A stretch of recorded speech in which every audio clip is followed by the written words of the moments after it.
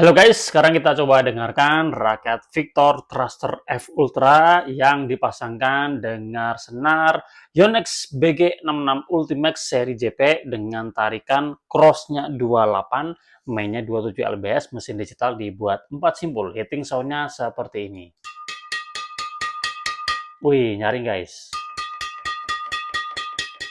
Mantap, Victor Thruster F Ultra dengan diameter shaft 5,8 mm yang menjadikan raket ini adalah raket dengan shaft terkecil di dunia guys. Untuk reviewnya bisa kalian cek aja di relate video.